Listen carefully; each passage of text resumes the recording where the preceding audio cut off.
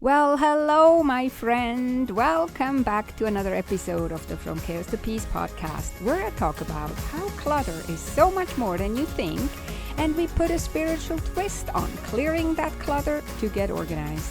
Thank you so much for allowing me back into your ears. Well, hello, my friend. I'm your host, Conny Graf. Welcome to the podcast. How are you today? Thank you so much for being here. It really means a lot. Podcasting is a passion of mine, but it's also very lonely at times because I'm just talking at you. You're not necessarily talking back at me, right?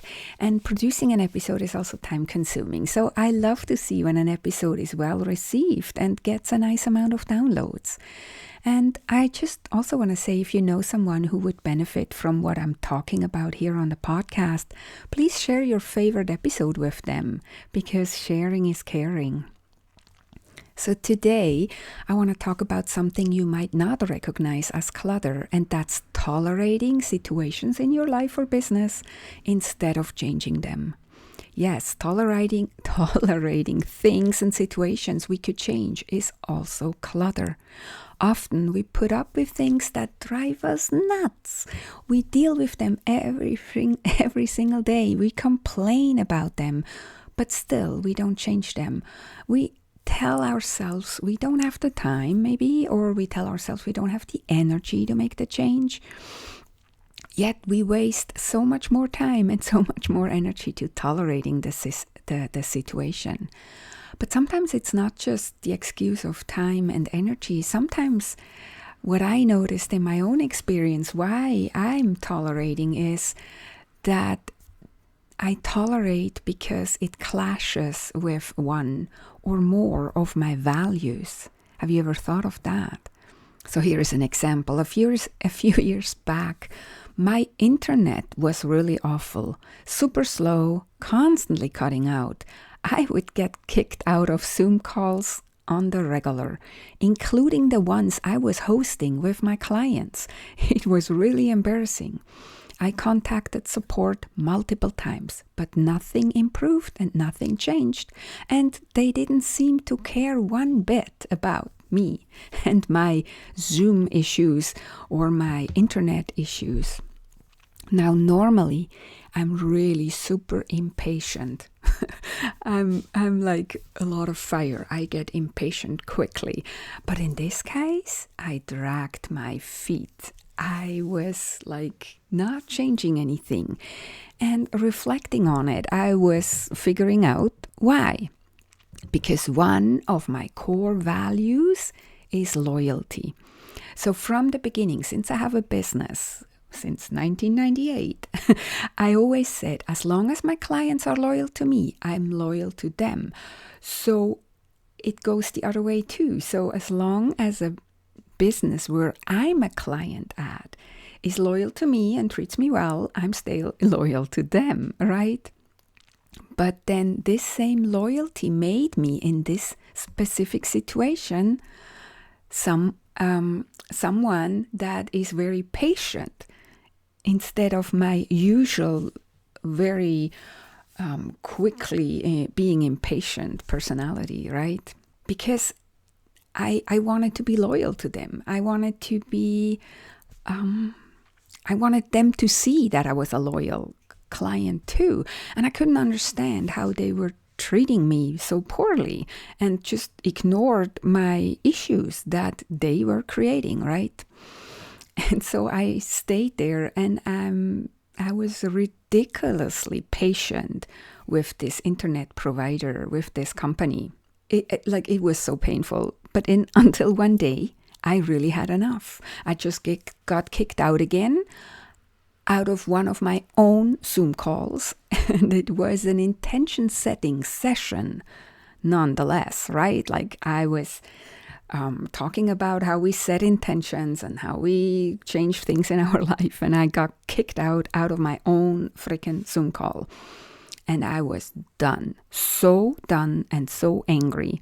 Minutes later, I jumped on the website of a competitor to this internet provider. I chatted with a sales rep, and I shared how unreliable my current high-speed internet was, and they promised me 32 times faster internet. Can you imagine? And no interruptions. And the best part was too, it was $20 cheaper per month than what I was currently paying, which is a $240 annual saving. And I'm not just saving money, I would save frustration and embarrassment. So, of course, I signed up with them within minutes. I had a new account, a service appointment scheduled for them to bring a modem and install it. And in no time, I was running on their servers. I had reliable internet. I wouldn't get kicked out. And also, what was also awesome, the new provider even handled the cancellation of the old provider for me. I didn't have to lift a finger. It was really awesome. So problem solved, right? But it was still bugging me. It was still bugging me because it was violating my value of loyalty. And my account was canceled. They didn't even give a shit, sorry my language, that I had left after years and years of being a loyal client, paying my bills on time and all this stuff. It didn't matter to them. This drove me nuts. I still felt upset about it, even though my problem was solved, right?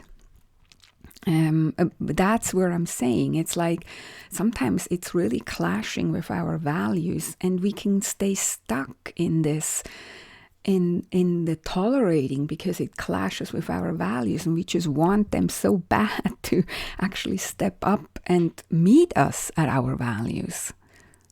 So the message here is not just that when we tolerate things that we're lazy or that we're just tolerating out of convenience.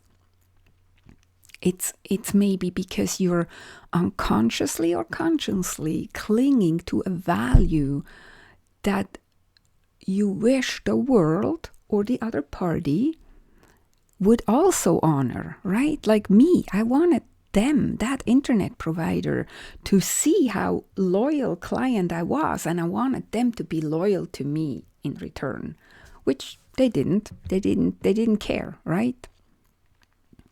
So I kept tolerating in an effort to hold on to this belief, even though it cost me peace and energy and clarity, and it cost me maybe clients, who knows, because I got kicked out of Zoom calls constantly, Zoom networking calls, Zoom, my own Zoom intention setting calls, my client coaching calls. So I just want to say, yes, tolerating things we could change is clutter, but we may tolerate these things because they clash with our core values. And instead of moving on, we actually dig in, we stay, we hope the other party or the world will finally play fair, that the other party will finally live up to the same standard that we hold and require for them, but they don't. The truth is, tolerating a situation where our values aren't honored can actually trap us in this illusion, in the illusion that the world has to be fair, that everybody has to be loyal and honoring our values, that everybody has to be polite or kind or whatever. It is an illusion. In my case, I valued loyalty, and my illusion was my internet provider should value it too, but they didn't. They obviously didn't care about me one bit. The only person that was hurting was me. And now here comes the kicker. By tolerating things in situations like this, we're not just hurting ourselves. We're also rewarding the very behavior that frustrates us. We're rewarding the other side for not holding up to our standards. In my situation, I was enabling them to keep treating me poorly, to keep offering me bad service, to keep ignoring me, because I stayed. I paid my bill on time still. I didn't push back with action. They had no reason to change. Why would they? I was still paying, still showing up, still tolerating. And that's the hard truth. Every time we stay in a situation that doesn't respect our values, we're not just hurting ourselves. We're making it easier for the other side to keep being out of integrity. And we think we're being the bigger person. But really, we're just training them that their behavior is acceptable. And now here is another kicker. Here we get into the juicy stuff. Our ego plays a huge role in tolerating. It's like a hidden driver behind the scenes, insisting, I'm in the right. I've done the good, right, loyal thing. Now they should step up. They should meet me here. They just have to. So part of the reason I stuck around was because of my ego. I wanted to be right. I wanted to believe that because I was a loyal, patient client, they should respond in kind. But the truth is, my ego was keeping me in a fantasy, in an illusion again. I wasn't being loyal. I was being stubborn. I wasn't honoring my value. I was trying to prove a point. And the longer I stayed, the more I was hurting myself, the more I was suffering, and the more I was frustrated. And the more time, energy, peace of mind, and even self-respect we might lose if we stay in situations like this. So this was all painful to admit, but once I was able to, I could finally take action. Sometimes letting go is really not giving up. It's finally recognizing the mismatch and making space for something better. Now, before I wrap up, I want to make an important distinction. There are two kinds of situations. The ones we can change, like my internet provider story, and you may have lots of examples of stories in your life. But then there are also the ones that we can change. Situations like difficult family dynamics we can't walk away from, or a chronic illness in ourselves, or we are a caregiver to someone in the family with a chronic illness, like a child or something. Maybe it's also something sudden and completely out of control, like an earthquake or a storm that creates change and destruction in an instant, right? In those cases, we don't tolerate. It's not about taking external action. In these situations, we're often resisting. And the resisting is the pain in our life, resisting what life has thrown at our feet, resisting that life isn't fair or just to us. This, of course, is a much more demanding situation. It's not about taking action, external action, and just surrender our ego and move on, right? What is asked from us in those situations is softening our internal resistance and learning to accept without collapsing. It's softening to get stronger. That's when our work is to shift how we relate to the situation, not to tolerate it in frustration, but to somehow find the peace within us, to stop fighting reality and instead anchor ourselves in what we can control, our thoughts, our boundaries, our energy, our perspective, right? Recognizing that life isn't always fair, people aren't always loyal, and the world won't always meet us where we are, but we can handle it. I love how Michael Singer, the author of The Untethered Soul, gives us this mantra: I can handle it. When we go through hard situations and painful feelings, we can say to ourselves, I can handle it. This helps to release and let go of the resistance because we can handle it. We can sit in the pain of a situation where we are powerless. We can't change anything with our actions, but we can say, I can handle it. And we can change our perspective. Maybe. It's very demanding. Very demanding. But oftentimes, when we're tolerating, to get back to the other kind, oftentimes when we're tolerating, it's our ego keeping us stuck. And maybe in some cases, also our laziness and us just not wanting to change. So I don't want to drag this out, so just want to ask yourself, so if you're tolerating something in your life, you can start investigating. Am I stuck in a situation I could change something, or am I resisting a situation I have no control or agency over, and I'm just basically fighting windmills? Ask yourselves, what values of yours are being ignored or dishonored? If it's a situation you could change, are you staying in this situation because you want to believe it will get better even if the facts show otherwise? What part of your ego and the desire to be right plays a role in your tolerating of the situation? If you're in a situation that you can't change, how could you soften and shift your thinking, even if just a little bit, to find more peace in this difficult situation? How can you find your inner strength to say, I can handle it?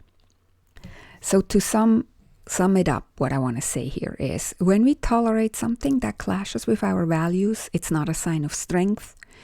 It's often a sign that we're stuck in uncalled for loyalty, for example, stuck in fairness that is not given back, or simply in the need to be right, in our ego wanting to be right. But the longer we stay, the more we hurt ourselves. It's almost like we drink the poison and hope the other side to get sick.